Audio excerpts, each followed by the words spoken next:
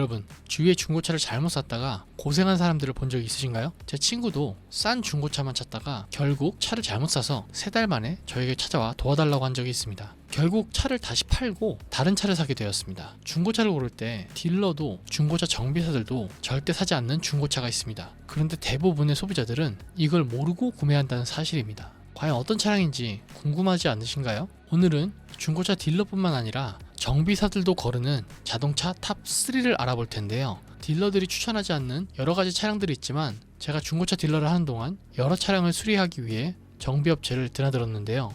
이를 통해 터득한 경험과 노하우를 바탕으로 절대 사면 안 되는 3가지 중고차를 알려드리도록 하겠습니다. 앞으로 차를 고르실 때 이 3가지 차량은 무조건 거르시고 사시면 됩니다. 그럼 바로 시작하기 전에 구독과 좋아요 부탁드립니다. 여러분의 구독과 좋아요는 영상을 만드는데 큰 도움이 됩니다. 그럼 바로 시작하겠습니다. 첫 번째로 연식이 오래된 고성능 수입차 또는 대형 수입차입니다. 여러분이 이해하기 쉽게 예를 한번 들어보겠습니다. 자, 여기 보시면 2023년식 더 뉴합한대가 약 2,600만원 정도 합니다. 그런데 이 가격이면 신차가 2억이 넘는 벤츠 CL63 AMG도 살 수 있고요. 심지어는 벤틀리를 2천만원도 안 되는 가격에 살 수 있습니다. M5 또한 살 수 있습니다. 그런데 사람들은 과연 어떤 차를 더 선호할까요? 당연히 아반떼입니다. 그 이유가 뭘까요? 신차 가격이 1억이 훨씬 넘는 차량들이 이렇게 기피 대상이 되는 이유는 간단합니다. 까딱 잘못해서 고장이 나면 수리비가 1,000만원은 거뜬히 넘어가기 때문이죠. 이런 차량은 딜러들도 매입을 잘 하지 않으려고 합니다. 얼마 되지도 않는 돈을 벌려다가 수백 수천만 원을 손해를 볼 수 있으니까요. 제가 딜러 일을 하면서 고급 수입차 한번 타보려다가 순식간에 착한 만큼 수리비 나오는 경우를 정말 많이 봤습니다. 자동차는 소모성 기기이기 때문에 필연적으로 고장이 날 수밖에 없고 수리를 해야 하는 시기는 분명히 돌아옵니다. 이런 차량은 시한폭탄과 같기 때문에 절대로 피하셔야 됩니다. 그렇다면 수입차는 몇 년이 지난 차량까지 타도 될지 궁금하실 텐데요. 구매하는 사람의 수입과 성향에 따라 천차만별이긴 하지만 그냥 쉽게 정해드린다면 10년이 넘거나 주행거리가 10만 킬로 이상이 된 차량은 구매하지 않는 것을 추천드립니다. 앞으로 수입차를 구매하실 때 10년이 넘거나 주행거리가 10만 킬로 이상인 차량만 제외해도 스트레스 받는 일이 현저히 줄어들 겁니다. 자, 두 번째로 절대 피해야 할 차량은 전손 차량입니다. 왜 전손차를 피하라고 하는 걸까요? 그 이유는 전손차가 어떤 차량이고 어떤 과정을 거쳐서 유통이 되는지 알면 쉽게 이해할 수 있습니다. 자동차가 사고가 나면 우리가 미리 가입해둔 자동차 보험으로 차량을 수리하게 되죠. 그럼 운전자가 일부 면책금만 납부하면 보험사가 차량의 수리 비용을 모두 납부하고 차량을 수리하게 됩니다. 그런데 만약에 자동차 가격이 2천만 원인데 수리비가 3천만 원이 나오게 되면 어떻게 될까요? 보험사가 차량을 수리해 줄까요? 그렇지 않습니다. 여러분이 자동차 보험에 가입하게 되면 보험사는 가입 시점에 차량의 가격을 평가해서 기록해 둡니다. 그랬다가 혹시라도 차량이 사고가 났을 때 기록해둔 평가 금액보다 더 많은 수리비가 나오게 되면 차량을 수리해주지 않고 그냥 평가해둔 차량의 금액만큼만 현금으로 지급을 하고 사고난 차량은 보험사가 회수해갑니다. 그럼 운전자는 그 지급받은 돈으로 다른 차량을 구입하게 되고 보험사가 가정한 사고 차량은 수리되지 않은 그 상태로 경매를 통해 공업사나 부품사를 통해 팔리게 됩니다. 이런 차량을 잔존물이라고 하는데요. 이 차량이 다시 수리가 돼서 국내에 유통이 되면 전손 이력이 남게 됩니다. 이것을 전손 차량이라고 하죠. 이런 잔존 차량들은 정상적으로 수리가 되기 어렵습니다. 공업사들은 차량을 경매로 가져와서 최대한 싸게 고쳐야지 자신들의 마진이 생기기 때문에 당장의 문제가 되지 않으면 차량의 부품이 제 기능을 발휘하지 못하더라도 그대로 부품을 복원하거나 중고 부품을 가져와서 수리하는 경우가 허다합니다. 그러다 보니 수리가 제대로 이루어질 수 없는 구조죠. 수단과 방법을 가리지 않고 파손된 부위를 살리거나 최대한 저렴하게 고쳐야 하기 때문에 차량이 제대로 고쳐질 수가 없는 구조입니다. 중고차 시장에서 전손 이력이 있는 차량들은 이런 과정을 통해 나왔다고 보시면 됩니다. 자, 이제 여러분께 물어보겠습니다. 시세보다 10%에서 20% 저렴한 전손차를 사고 싶으신가요? 아마 사고 싶지 않으실 겁니다. 그럼 어떻게 전손차를 구별할 수 있을까요? 방법은 아주 간단합니다. 자동차 보험 이력만 조회해보시면 전손 이력을 쉽게 확인할 수 있습니다. 예를 들어서 한번 보여드리겠습니다. 원하는 차량을 선택하시고요. 자, 원하는 차량이 나왔을 때 우측에 보면 보험 이력이 있습니다. 이걸 클릭하시고요. 여기서 보시면 4번 항목이 있습니다.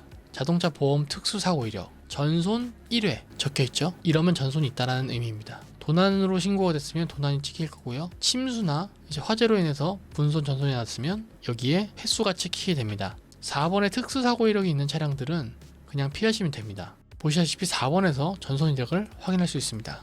이런 경우도 있으실 겁니다. 만약 차가 다른 차들보다 저렴한데 보험 이력을 조회할 수 없게 되어 있는 차량들이 있으실 거예요. 요즘은 그렇지 않지만 간혹 가다가 전손 이력이 있는데 사고는 크지 않은 차량들이 있습니다. 이런 차량은 사도 되지 않을까 하시는 분들이 있으실 거예요. 그래도 걸으십시오. 여러분들은 딜러나 정비업자가 아니고 일반 소비자입니다. 그렇게 위험한 선택을 할 필요가 절대 없습니다. 골치 아픈 일만 피해도 생각보다 안전하게 중고차를 구입하실 수 있습니다. 그리고 전손이 뜰 정도면 사고 당시에 에어백이 터졌을 가능성이 매우 높습니다. 그런데 에어백은 가격이 생각보다 많이 비쌉니다. 그렇기 때문에 전손 차량들은 터진 에어백을 그대로 재생해서 사용하는 경우가 있습니다. 그래서 에어백이 정상 작동하지 않을 우려가 있어요. 아시다시피 에어백 특성상 사고가 나기 전까지는 불량인지 알기가 어렵습니다. 에어백은 생명과 직결되는 매우 중요한 장치입니다. 만약에 에어백이 정상적으로 작동하지 않는다면 얼마나 끔찍한 일이 벌어질지 여러분이 한번 상상해 보십시오. 아까 말씀드렸다시피 위험한 부분만 피하셔도 생각보다 안전한 중고차를 고르실 수 있습니다. 자, 이제부터 중고차를 구매하실 때 보험 이력을 통해 내가 보고 있는 차량이 전손 차량인지 꼭 확인하시기 바랍니다. 세 번째로 절대로 피해야 할 중고차는 휠하우스가 사고 난 차량입니다. 휠하우스가 어느 부위인지 모르시는 분들을 위해서 설명을 드리겠습니다. 일반적으로 말하는 휠하우스는 보시는 사진과 같이 휠과 타이어가 자리 잡고 있는 부분이죠. 여기를 만약에 타이어를 떼내게 되면 이러한 모습이 됩니다. 그래서 휠하우스라고 말하는 부분은 첫 번째로 타이어와 휠을 감싸고 있는 이 커버 부분을 말합니다. 즉 휀다 아랫부분이죠. 일반적으로 휠하우스라고 부르는 곳이 여기 첫 번째고요. 두 번째로는 중고차 사고 유무를 판별할 때 말하는 휠하우스가 있습니다. 그곳은 어디냐? 여기 보시는 휠 타이어가 올라가 있는 이 쇼버 쪽인데요. 이 쇼버 위쪽, 이 위쪽을 얘기합니다. 다른 사진을 보여드리면 이런 모습입니다.